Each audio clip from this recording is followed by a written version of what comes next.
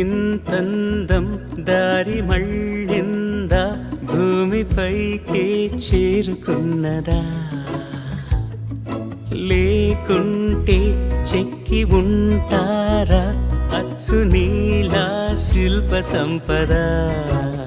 జగత్తు చూడని మహత్తు నీదేలే, నీ నవ్వు తాకి తరించి తపస్సిలా నిశీదులన్నీ తలంచే తుషారానివా.